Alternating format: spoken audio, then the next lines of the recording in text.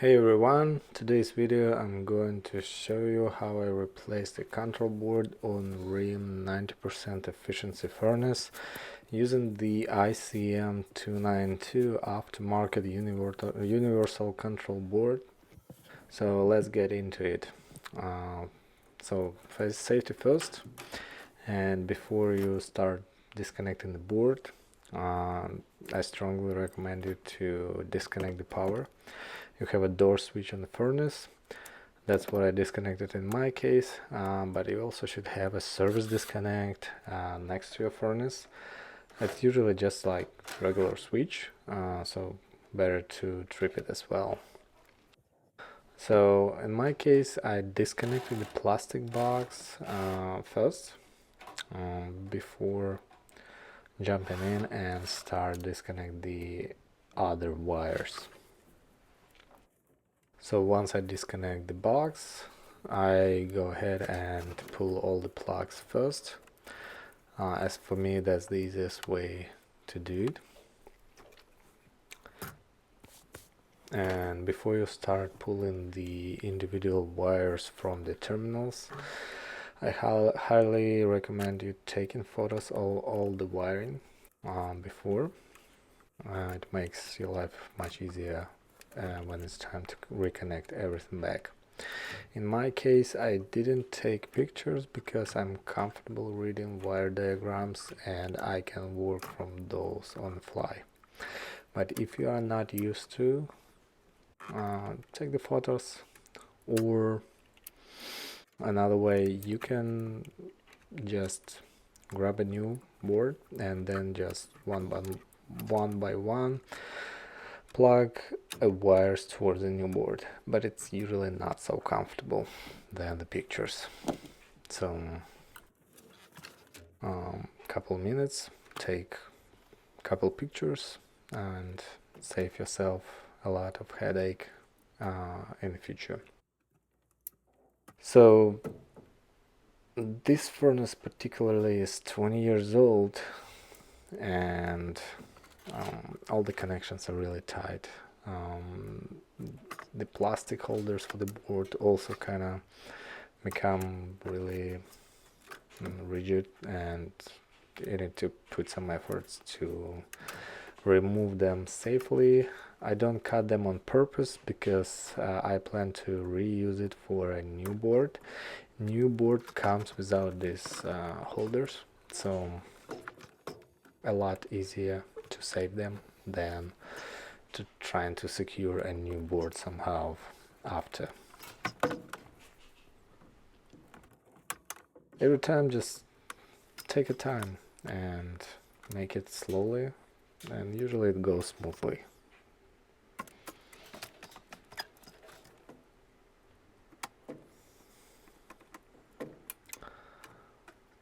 So for this case, I'm using the Milwaukee wire stripper / pliers. It's like 2-in-1 tool. Love it, really useful.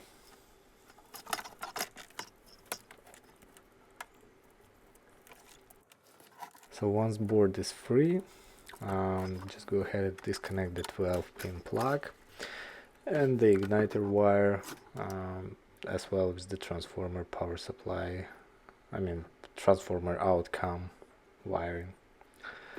We definitely will not need the transformer for this board anymore. Just go ahead and pull them. And yeah, as I mentioned earlier, the connections for this edge of the furnaces usually a hell of a tight, and I prefer to use a pliers or a flat screwdriver whenever I cannot pull it with my hand. So right now I'm kind of pulling everything I can pull by hand, and everything stuck, I'll just go ahead and use my pliers. So this board is no longer will be used, but if you plan to reuse your board, I strongly recommend you to do it really gently.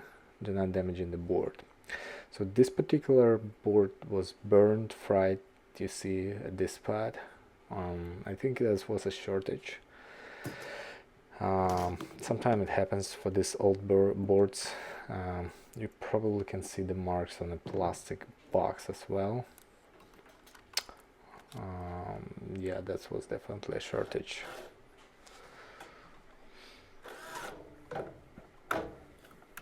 And the funny part, this board didn't throw any error codes.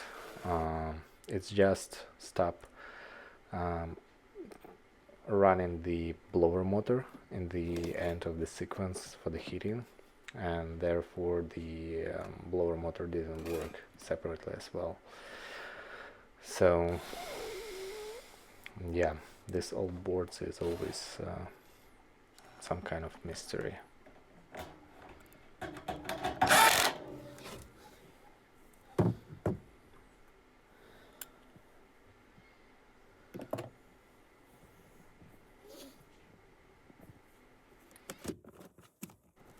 So once you put the plastic box back, it's time to unpack the new board.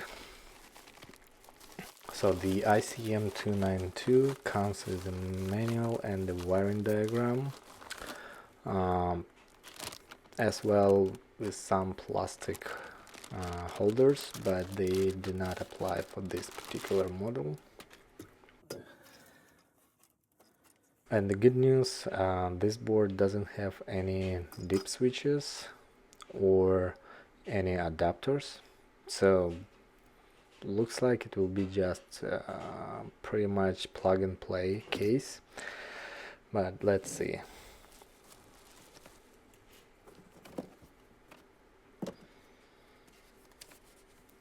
Okay, here's the manual. And here's the wiring diagram.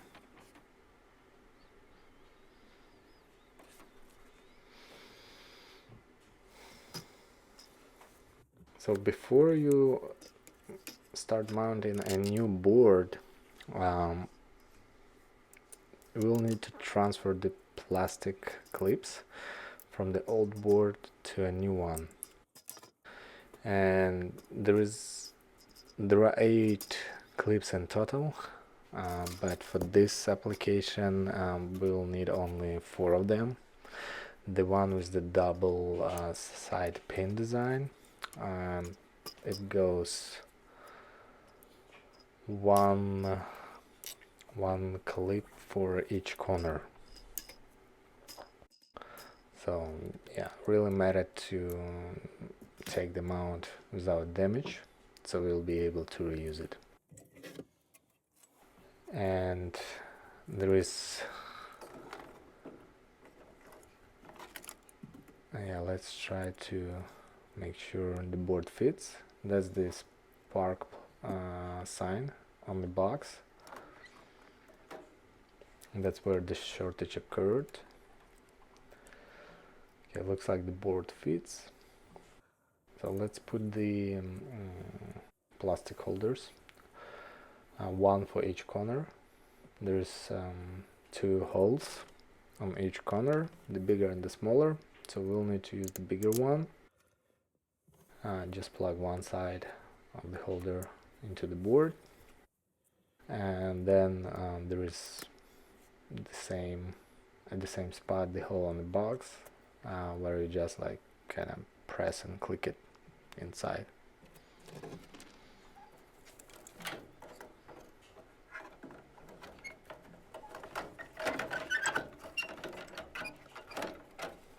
Alright, once you slide the board into the box, just align the holes with the holders and press it.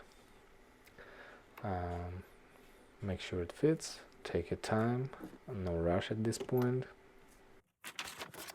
Once it aligned, just press it and it should be held in on the spot. So once you're done with the mounting the board, now the funniest part starts. It's putting back all the wires according to the new wire diagram. Usually the plugs are the easiest part.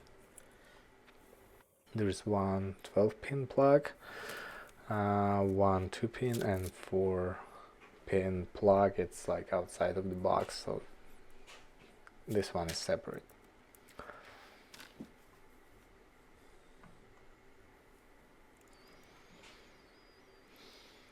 So the good light also makes life easier to reading the terminals names on the board, confirming it on the wire diagram. So 12 pin plug is the easiest one, as I mentioned, and it's mostly just plug and play. Same with the 2 pin terminal.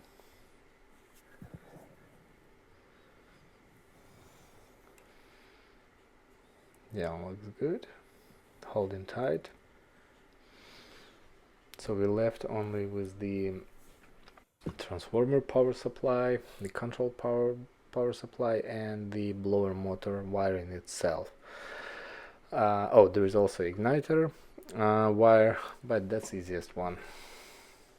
So right now I decided to hook up all the neutral wires because they are going to one spot on the control board.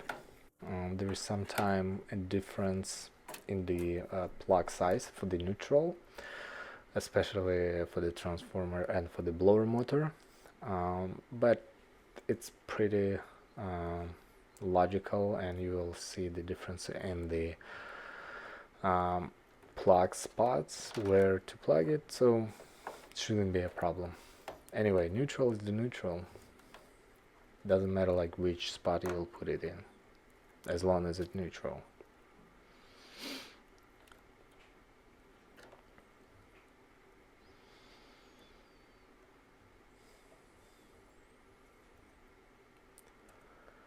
It's a little bit tight space, but if you take your time, it usually goes smoothly and you will not need to redo it. Alright, now the igniter wire, the easiest one. So we left only with the blower motor wiring and the main power supply and the transformer power supply.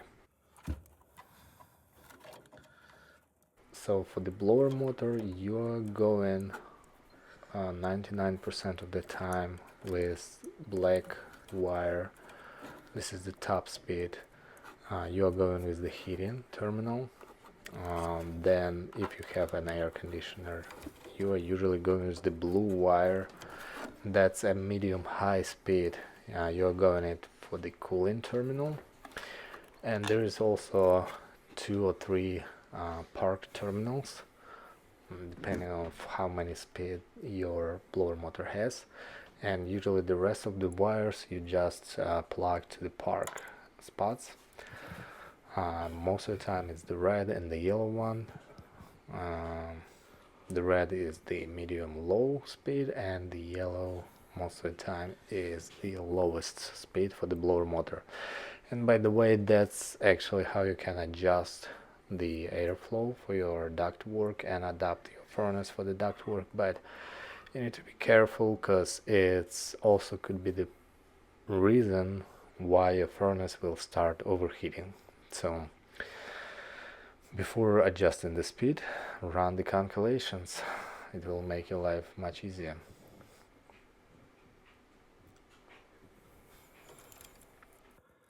So now I'm plugging the transformer outcome wires.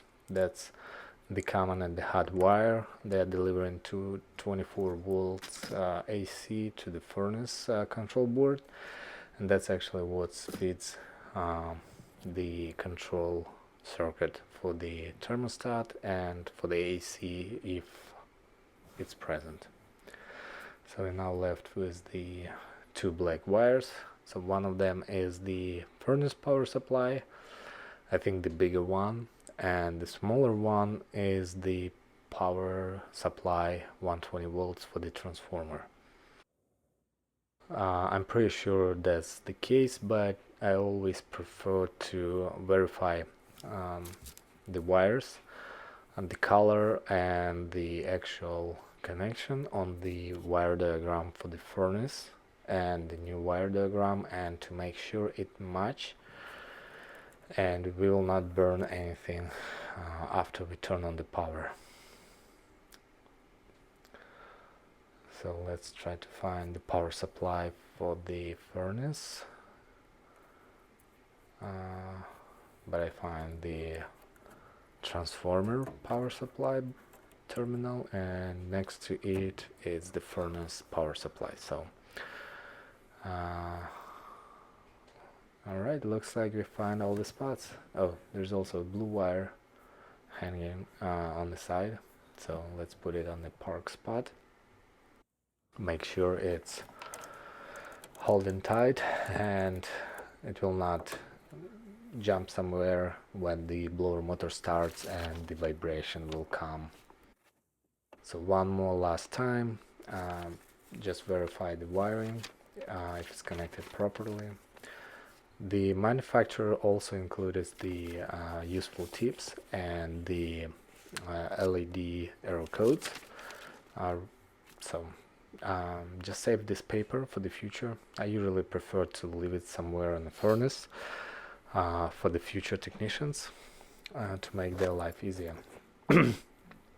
So to test the furnace, I'm using the jumper cables. I will bypass R and W terminal for the thermostat wires, and that's how I will get the unit start. But also before go ahead and start putting a jumper on the spot, I prefer to check if the power present on the control circuit, and I will just verify the 24 volts AC between the R and C terminals, just to be safe. Once it's present, then we assume it's all working and we ready to run a test. Once the test is done, I just hook up the thermostat wire back. In this case, I will replace the thermostat as well. So I will just connect the wires for the thermostat in the very end.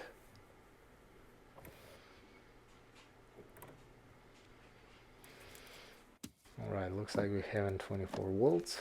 Let's go ahead and bypass R and C terminal.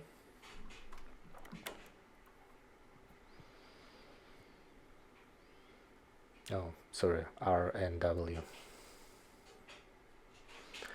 And here we go, the inducer motor starts spinning. So once it drops the pressure on the exhaust, this motor spins. Once it drops the pressure switch should lock. In this case, there's two of them. Once the pressure switch locked, we should start hearing the igniter, and the gas valve should open and the fire should come on. So fire came on, and after the fire came on, usually within 20-30 seconds the blower motor starts, and that's how we assume the sequence is closed and the furnace is working. So for this particular case, the blower motor wasn't calling for the blower motor. The control board didn't call for the blower motor, and therefore I ended up replacing the control board. So if you like the video, leave the thumbs up and please leave a comment, and see you in the next video.